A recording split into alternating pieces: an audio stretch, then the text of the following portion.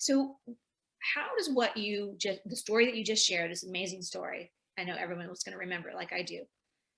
How can we apply those rules to what teenagers go through, not just through get to college, but just being a teenager takes courage and bravery every Yes, single day going into high school. it So does. how does that apply to young teens?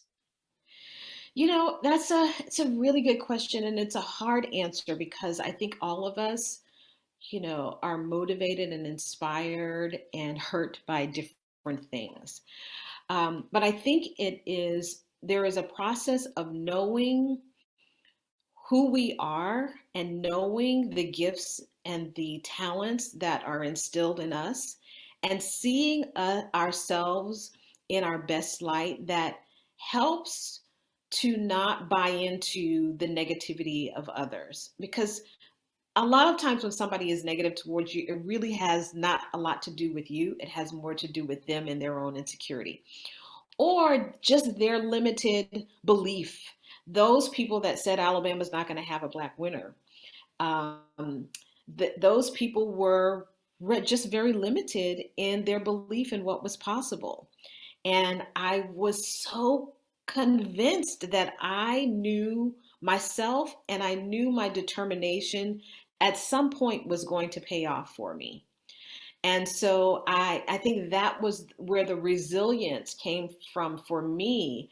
But I think it is, you have to, as a teenager, as an adult, you have to be your own advocate. You've got to be able to awaken that inner advocate in yourself that says, no, I'm not going to listen to that.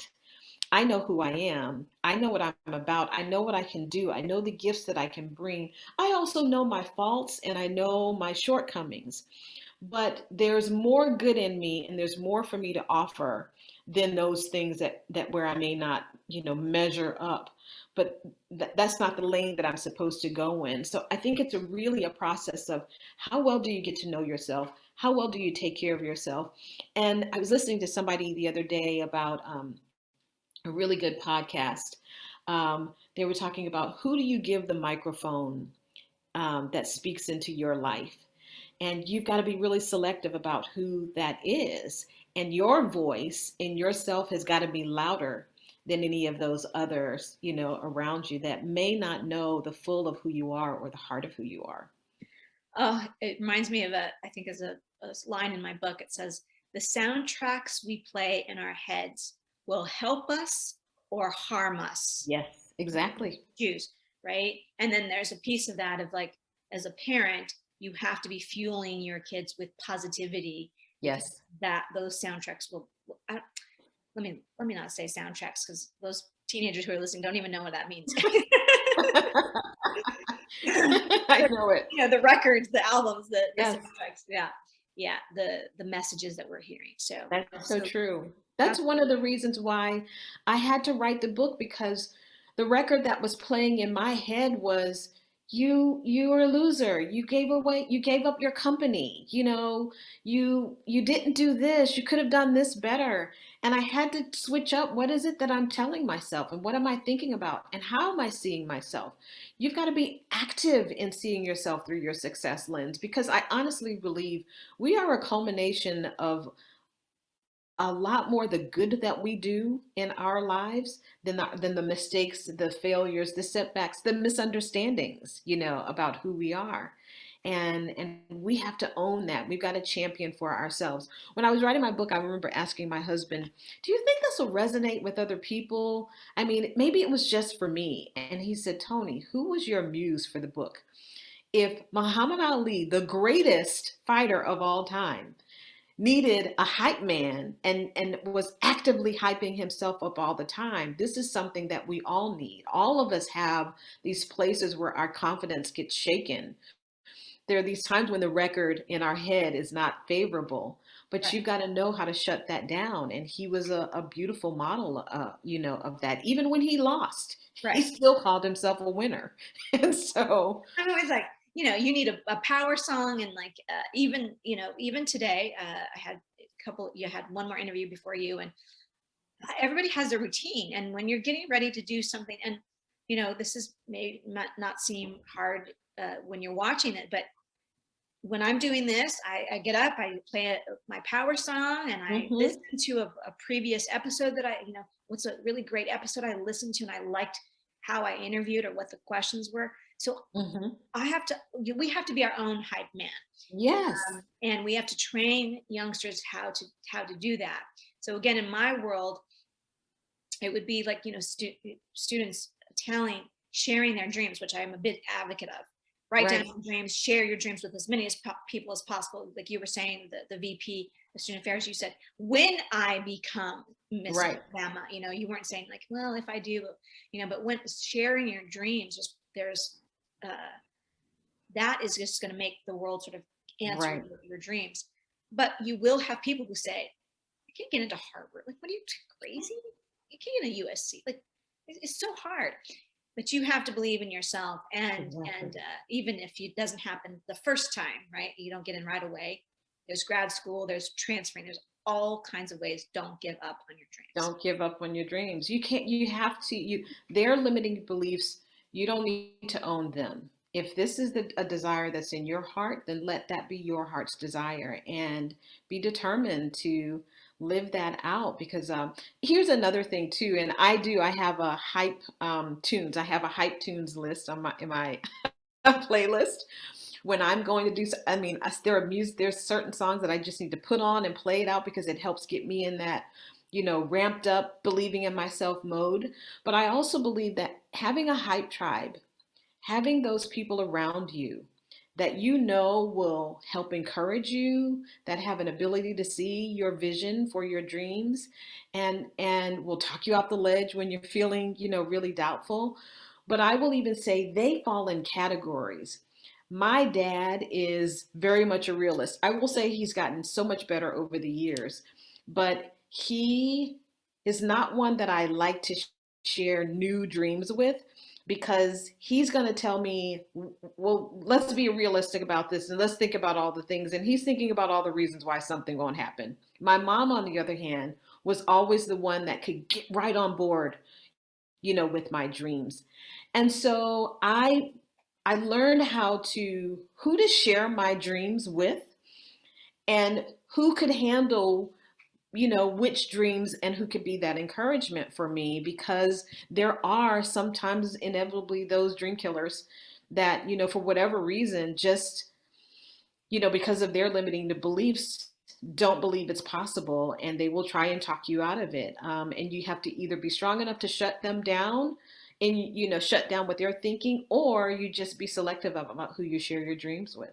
Okay, so you just gave me two ideas. So I have a power playlist. So I'm now going to change it to my hype list. And so in the book, I say that everybody needs believers, Hmm. cheerleaders, and supporters. Supporters, believers, cheerleaders. Yes. And each of them are slightly different, right? They serve a Hmm. different role. And so now I've now, that's the hype tribe. Like, you need a believer just believes, like, yes, you're going to be president of the United States. I totally believe you. And the Yes. cheerleader is like, okay, I'm cheering you on. Yes, you can do it. Yes. And the supporter gives you support in ways that that person can give you support. Exactly. Not always what you want, but the way that they can. That's it. I love that. That is so smart. Those are the categories. I absolutely love that. I think it's wisdom, because then you know who to go to for what. And you also know it kind of helps to insulate you from the disappointment that you may have, that this person is more of a supporter when they see you. My dad is definitely a supporter. When he sees me going after something, and when he sees the momentum, he will support that. But he's not that person from the very beginning that I can take it, to. Um, and again, he's gotten so much better over the years, but he's still, one of my biggest fans. And even at my age, I still call him, okay, I'm doing something, and I've already started doing it, and this is what's happening. And then he'll be that encourager. But that's good. I'm glad you broke that down, because I think that is key to understand who falls in those categories, so you know what you can expect from them. Well, I have one last question. If you can briefly get, I mean, you have probably tons of advice, but for our listeners and viewers who are on this journey of getting to college as the next step in their bigger goal of a happy future and career or Mhm. whatever. They are dreamers and doers that follow us. And so what is the one tip that you can give? Like, what's someone who's listening and thinking, I want to get to that college. I want to get to that career. I want to be a Supreme Court justice or whatever. Um, what's something they can do now as a teenager? What's the first step they should take to achieving their goals? You know what? It's something that I did, and I've always been a big advocate of this. My faith has always been a big part of my life. And there's a scripture that says, write the vision, make it plain. And I have lived by that. When I was pursuing Miss Alabama, all over my apartment, I know it drove my roommate bananas, but I had little note cards that said Toni Johnson, Miss Alabama, my maiden name. Toni Johnson, Miss Alabama was on the thermostat. It was on the microwave. It was on above the TV. It was on my alarm clock. It was in my bathroom. It was in the shower. It was everywhere. It was in the freezer. You opened up the refrigerator. There's a little note card in there. Everywhere around my apartment, it said Toni Johnson, Miss Alabama. And it was those, I look back now, I didn't realize I was doing it at the time, but it kept my vision in front of me. It kept it real for me. And I think that was one of the things that helped me to not listen to the naysayers or the people around me that didn't believe it was possible, because the vision was so real for me. And I think we have to do those things that make our dreams real to us. And if it is, how do you see yourself in that place? How do you see yourself in that dream? How do you really imagine yourself sitting on that Supreme Court if that's what you want to do?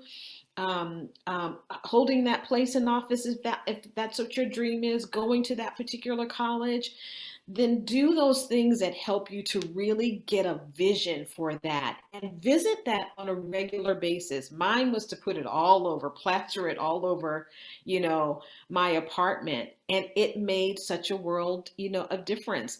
So much so that when I actually won Miss Alabama, I was thrilled. But I will say, I had been there so much in my head that when I got there, I wasn't as excited as everybody thought I would be, because I had been walking in that excitement all along. Yeah, you were living out your reality before your reality became. Exactly. Exactly. Muhammad Ali says, I said I was the greatest before I was. I think that's one of his quotes.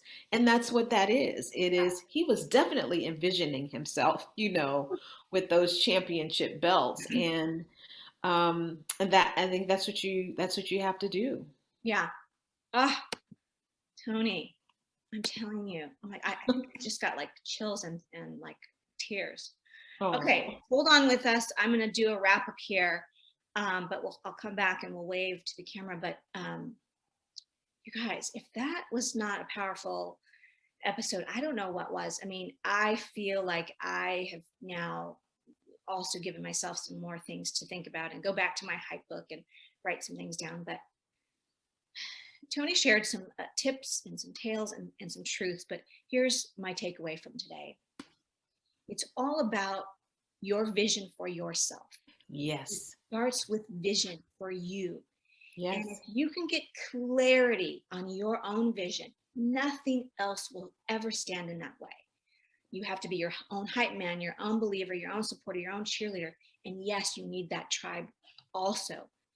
But when you find clarity on your own vision and you decide what you're greatest at, you're living your reality before it becomes reality. That Hmm. is the truth. So, with that said, thank you so much for sharing your time with us today. We know you have a full plate, especially these days. There's so much that so many of us are doing. So thank you for spending some time and hearing from Toni and her story. If this episode has in any way fueled your confidence or helped build your own dreams, please share this episode with 3 people in the next 30 minutes. And if you're feeling extra loving today, please hit subscribe. Please write a review. It helps other listeners and viewers find us as well. I have a gift for you on my website, drcynthiacolon.com, depending on where you are with your journey and your teen. Find the right one for you.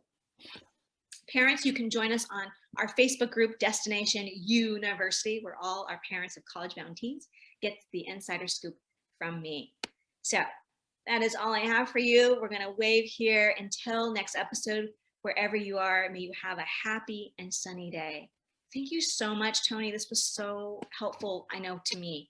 So You are so welcome. I had a blast. I love, love, love what you're doing. I think it's important work, and it just makes a world of difference. So to be a part of that has been really, really special. So thank you so very much. okay, let's wave while we do the outro, little outro right here, and there you go. Thank you so much for listening this week to Destination University. Be sure to join Dr. Cynthia Colon again next Wednesday at 12 noon Pacific Time, 3 p.m. Eastern Time on the Voice America Variety Channel, and get one step closer to your success.